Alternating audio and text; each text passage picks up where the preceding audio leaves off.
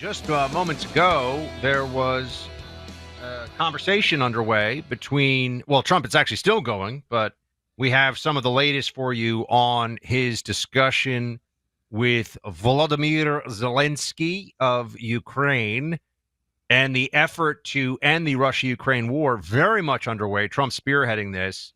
He is not tired of winning the peace. He is not tired of winning the peace. He wants to keep going. And he is hoping to get to a ceasefire and a durable peace agreement between Russia and Ukraine. We will see if that happens. Let's work you through some of the latest of what Trump has said with respect to this meeting. Like I said, this is just from moments ago, bringing you the latest here. This is cut 35. Hit it. To be determined, but I would say most likely it's going to be a double meeting. It'll be a double meeting, but we will have the president, Zelensky, in touch. There's a lot of bad blood with the two presidents, and I'm not speaking out of turn when I say it. It's a very difficult situation. You know, we just settled the war, and after thousands of years, I guess. People say anywhere from 500 to 3,000 years. And I was in rooms, as you saw, because you were with me, a lot of you were with me last week, with leaders that didn't like each other, but they were able to get along.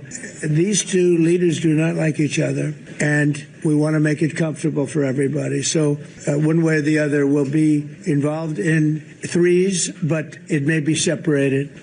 Talking about the structure here, Clay, of how these conversations will be with Zelensky and Putin going forward. So he may be the full-on intermediary, is what he's saying, right? Have you ever been to these before, Buck? I'm kind of grinning. You could see it grinning.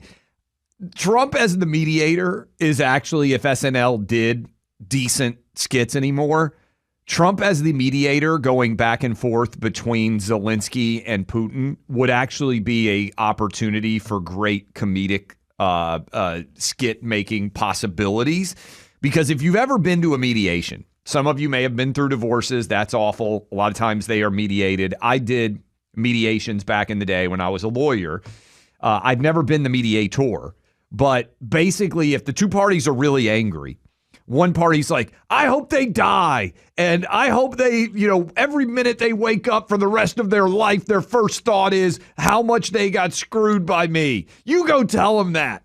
And then the mediator walks back. He's like, there's a lot of passion, but I think we've got something here. You just have to basically totally lie to both sides that are furious and angry, and they just want to vent, and they want everybody to hear their side.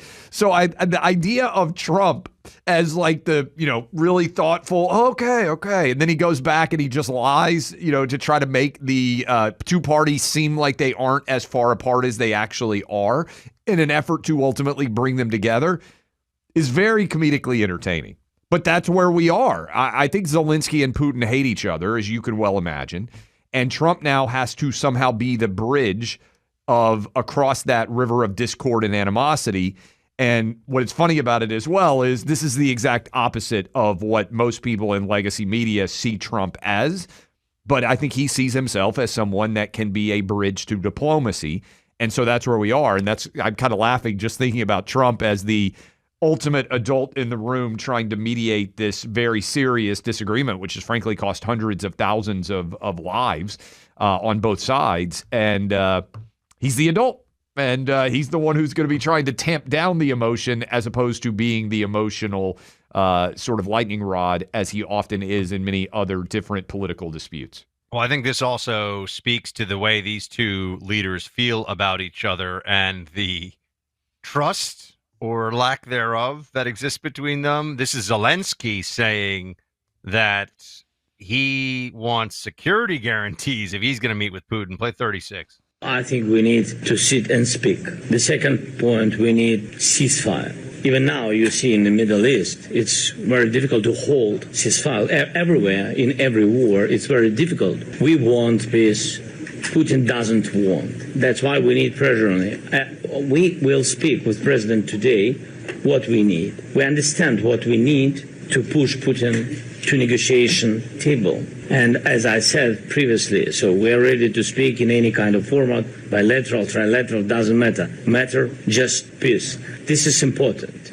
And we don't speak about NATO or NATO. For Ukrainians, it's very important. Of course, it's our decisions of allies to decide where we are. But the most important thing for people in Ukraine, which are under each day's attacks, to have really strong security guarantees. NATO is the best, but weapon is very important. Allies on our side is very important. And between us, for us, bilateral security guarantees between me and President Trump is very important. I'm sorry if it's a little hard to, I mean this, a little hard to understand. His accent is pretty thick, but he's just saying, look, I want to meet with Putin, but we got to, basically he knows that unless there are other parties involved here who are willing to drop the hammer on Russia if it comes to it, whatever Putin signs is not worth the paper it's printed on. Correct. And this is where I think Putin, this is my prediction, because he respects Trump and because he actually on some level fears how Trump might respond to him, may be willing to enter into some form of agreement. The problem is Trump is going to leave office in January of 29. We saw what happened when Trump left office last time. Putin can play the long game. He can do the next 15 years. I don't know how long he's going to be in power, but I don't see any immediate threat to Vladimir Putin's reign. And I am a bit concerned that that's what Hamas is doing in the Middle East too, is they respect Trump and they fear Trump. And if we got, let's just say it, a President Kamala Harris, God forbid, or President Gavin Newsom, or President Mayor Pete, or a President AOC, do you think that the people of Hamas are going to respect those Democrat leaders? Do you think that Vladimir Putin is going to fear those Democrat leaders? I would submit to you that there is tangible evidence they will not and do not.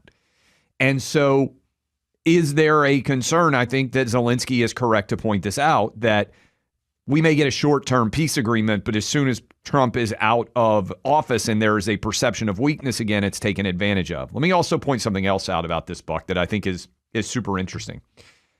Remember when they said that Zelensky and Trump would never be able to interact again?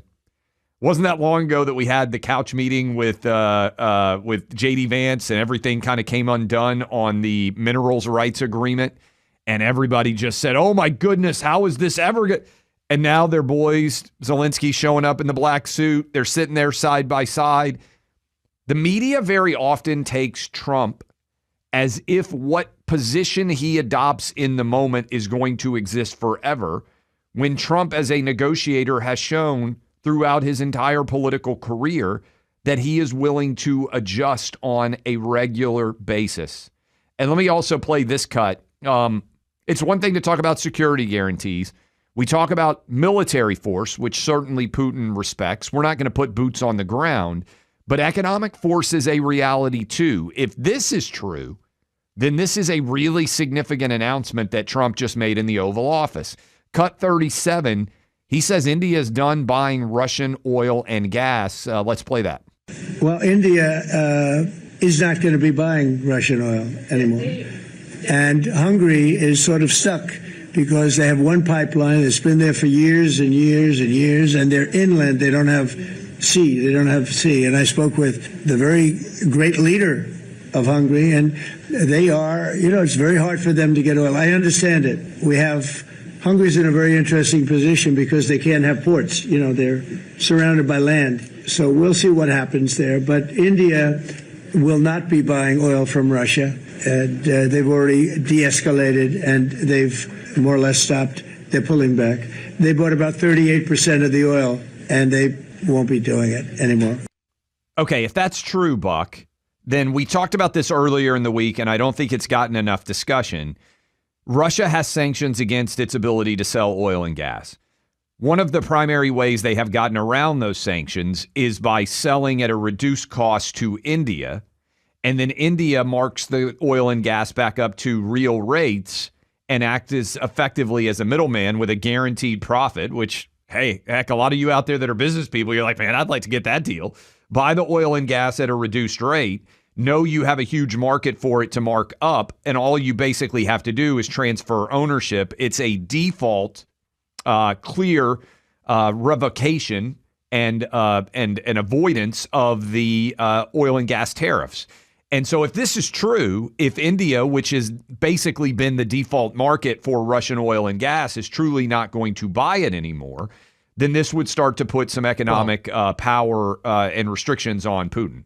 This is the big 1-2 punch that needs to happen here. Putin's not going to do this because he's not going to call for, or rather agree to a ceasefire, any kind of meaningful deal, while he thinks he's going to keep winning.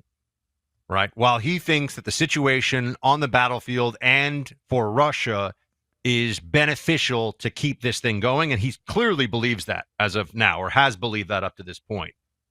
And so, Clay, you're talking about raising the economic cost, which means going after the ways that Russia has evaded sanctions, really, with very little pain to the Russian economy, because people want oil. And to your point, there's a way to buy oil and sell it back and make money. I mean, there's going to be ways to do this, right? It's a good business, Buck. I'm not going to lie. The middleman business of getting guaranteed reduced rate oil and then being able to immediately sell it to buyers who can't buy it from Russia, but they can buy it from you. I mean, it's clearly a great business. It's can't miss situation.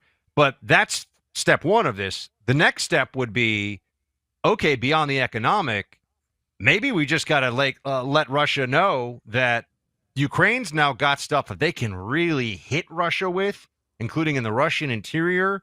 Trump is talking about this, everybody. Tomahawk missiles. Here's what he said. Play 38. We need Tomahawks, and we need a lot of other things that we've been sending over the last 4 years to Ukraine. We've been, we gave them a lot. Now we have a different situation. We send it to the European Union. They pay for it and all that, and they have plenty of money. But it's beyond the money. We need Tomahawks, and we need a lot of other weapons that we're sending to Ukraine. And one of the reasons we want to get this war over is exactly that. It's not easy for us to give. You're talking about massive numbers of very powerful weapons. So that's one of the things we'll be talking about. Hopefully they won't need it. Hopefully we'll be able to get the war over with without thinking about Tomahawks. I think we're fairly close to that. Get the war ended without giving Ukraine Tomahawk missiles. Any of you who have seen the movie Under Siege, very familiar with the Tomahawk missile system because it plays a large role in that movie. That's serious hardware that goes a long way and packs quite a punch. Rapid radios make a tremendous difference in your ability to communicate safely with your family, even in the event of catastrophe. These rapid radios hold their charge for 5 days. That means if the power goes out, you have rapid radios able to communicate with for 5 days. And you don't ever know when the power is going to go out or how long the power is going to go out. Heck, hurricanes can hit North Carolina. We just had the power go out here in Florida all the other day on the Panhandle last night. Couldn't get a charge. Couldn't get anything taken care of. We've got rapid radios for our 11-year-old because we wanted to be able to get in touch with him, because what happens if the charges are out and you're not able to get your cell phone charged? Makes a tremendous difference. It's smart. It's just another way to help protect your family in the event of catastrophe. They work nationwide. You can also, like I said, share them with young kids. Remember how much we used to like when we were kids? We had those cheap G.I. Joe walkie-talkies, and we'd run around talking back and forth while we played in the yard. Your kids like walkie-talkies. They're cool. Your family can easily understand them. Get hooked up now at rapidradios.com, code radio. That's rapidradios.com, code radio. 60% off, free shipping from Michigan. These guys are fantastic American patriots, and they built a great American company. Rapidradios.com, code radio. That's rapidradios.com, code radio. The best antidote to wokeness? The Clay and Buck Show. Like, subscribe, and share.